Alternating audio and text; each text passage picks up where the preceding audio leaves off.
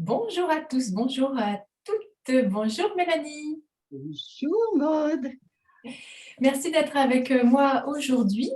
Nous allons parler bien, de ton stage chant et qigong à la racine de l'énergie. Alors Mélanie, on va rentrer dans le cœur du sujet. Qu'est-ce qu'on vient vivre avec toi tout au long de ce stage chant et qigong à la racine de l'énergie? Alors, d'abord, on va se retrouver en présentiel et ça, c'est vraiment important. C'est-à-dire se rencontrer soi et se rencontrer l'autre autour de la voix. Mais la voix, qu'est-ce que c'est en fait? La voix, c'est l'expression de qui nous sommes vraiment, mais surtout en médecine chinoise, la voix, c'est l'expression du centre.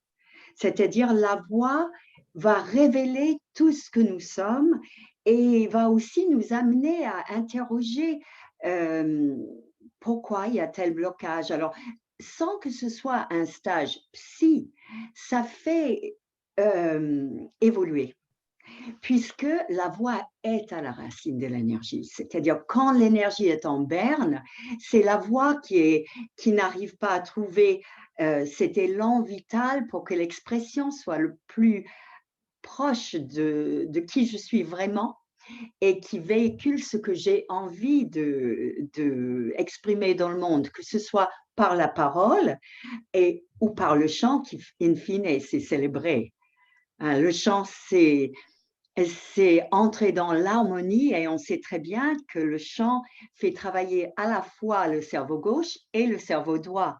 D'ailleurs, il y a un petit fait intéressant que certaines personnes victimes d'AVC qui n'arrivent plus à parler, ils arrivent à chanter et à prononcer des mots et être intelligibles en chantant.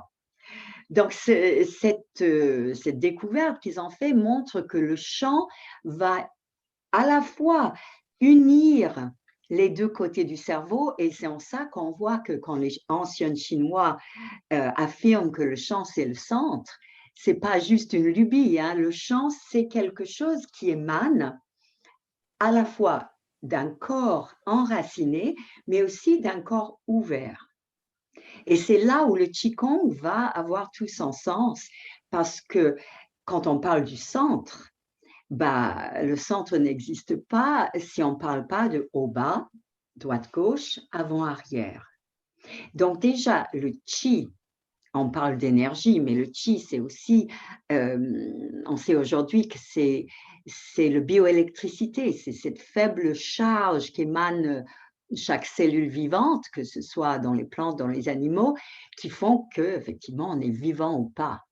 Et Kong, c'est travail. C'est faire, refaire et in fine, parfaire, c'est-à-dire devenir avoir un acte qui coule de source, qui est simple, qu'on n'a plus besoin de réfléchir. Donc, dans ce stage, on va essayer d'aller à la racine de l'énergie, mais qui est multiple, parce que en médecine chinoise, on va parler du Jing, l'essence, Qi, le souffle, mais aussi Shen, l'intention, et l'esprit au sens le plus large. Donc, tous ces trois trésors vont se réunir avec les trois trésors qui sont ciel, terre, être humain, pour laisser chacun avoir une expression authentique, c'est-à-dire qui reflète qui je suis et ce que j'ai envie de partager, mais aussi euh, ce plaisir d'être vivant, ce plaisir de partager avec l'autre, ce plaisir de créer dans la spontanéité et la joie. Merci Mélanie. Tu peux nous en dire plus sur cette complémentarité de chant et qigong? J'imagine qu'il n'y a pas besoin d'être expert en chant, on est d'accord, pour venir assister à ton stage.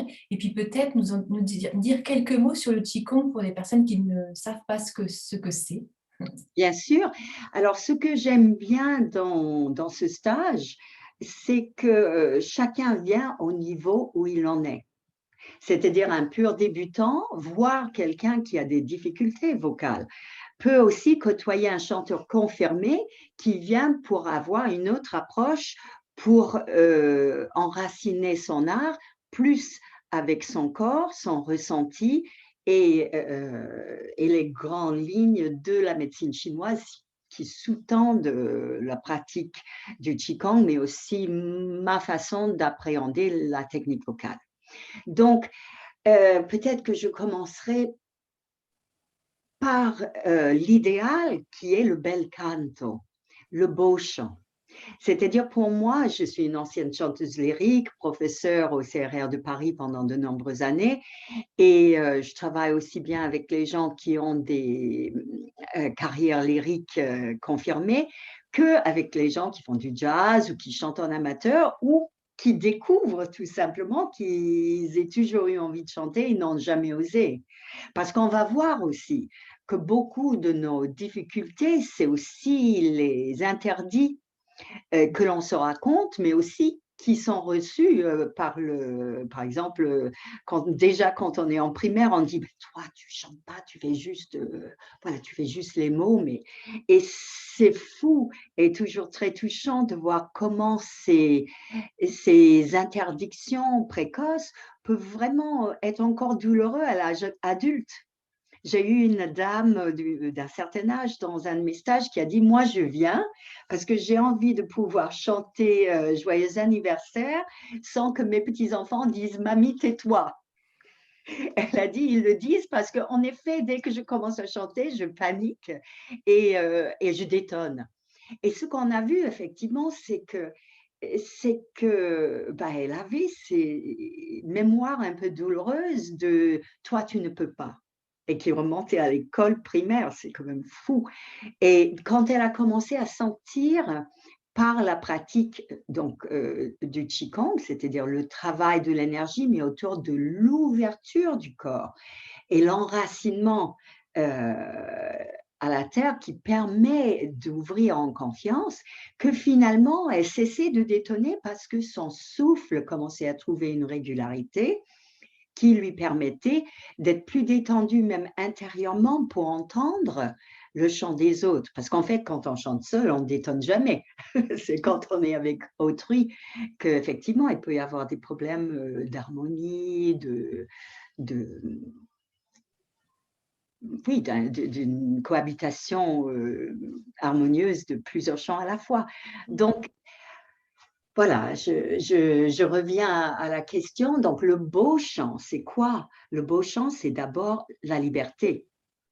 Et donc, pouvoir petit à petit se rendre compte d'abord, se rendre compte des différents serrages, des micro-serrages, souvent qui viennent des appréhensions, mais aussi d'un enracinement de souffle beaucoup trop haut. Donc, même pour ceux qui souhaitent plutôt avoir un axe de santé, c'est-à-dire comment, surtout en ce temps de problèmes respiratoires, hein, de descendre son souffle, d'avoir un souffle qui global et de sortir de ce souffle de stress, ce souffle de hâte, on va apprendre énormément de choses autour de la respiration en travaillant aussi avec des phonèmes non voisés, c'est-à-dire les phonèmes qui n'utilisent pas les cordes vocales, mais qui connectent le souffle et le rend fluide, régulier, généreux, mais en petite quantité pour qu'on puisse avoir des lignes de chant plus lentes, enfin plus longues plutôt.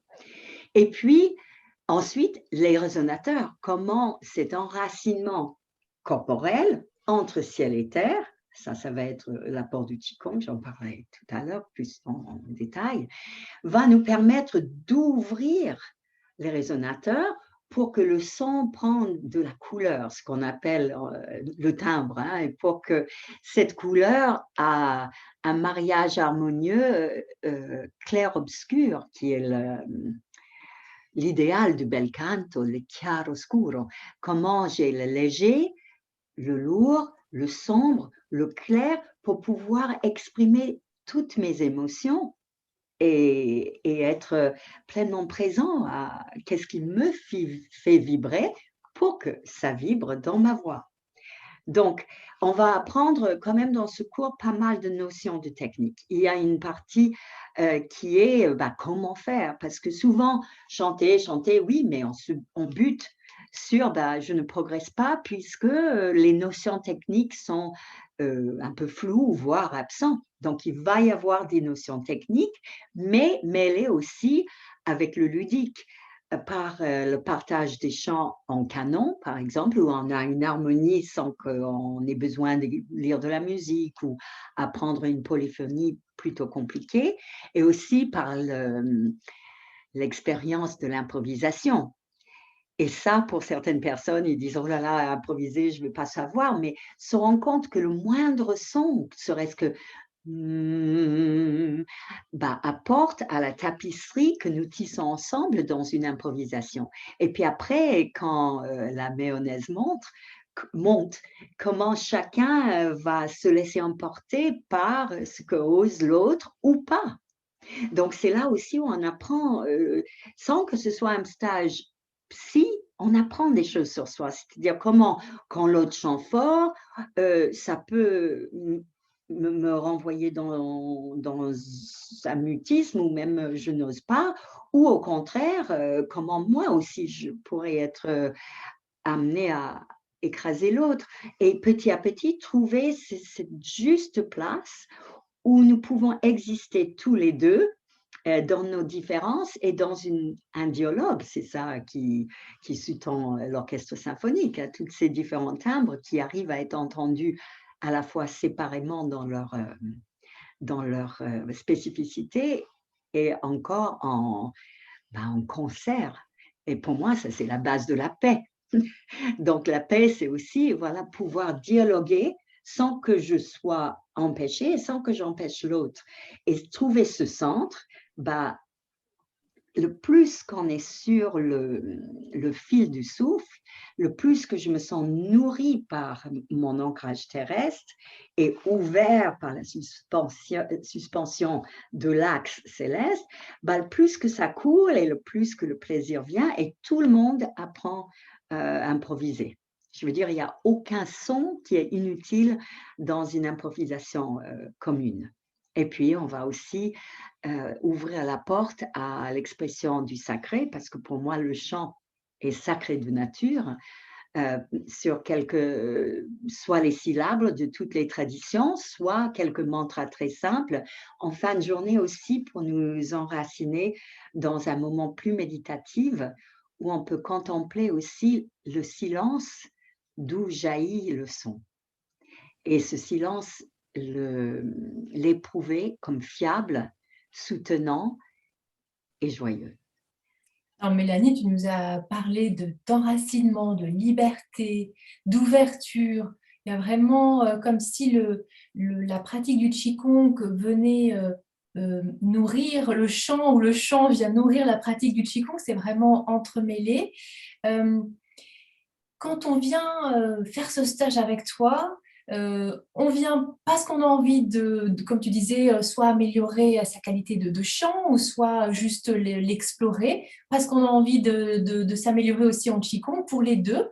Mais ça peut être pour venir débloquer des choses à l'intérieur de moi, pour venir me mettre plus en contact avec mes émotions. Voilà, quel genre de public tu accueilles dans tes stages? Justement, tu as dit beaucoup de choses inclusives, tout public en fait. Il faut vouloir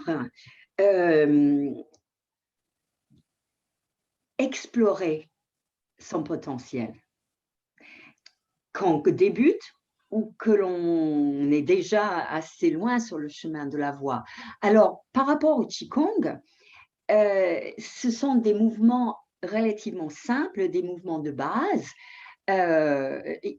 où on va apprendre les principes du travail énergétique, c'est-à-dire l'énergie yang qui monte, l'énergie yin qui descend, l'ouverture, le rassembler l'énergie, le focus, et comment je mets ces mouvements qui, in fine, sont assez simples, au service de trouver des racines.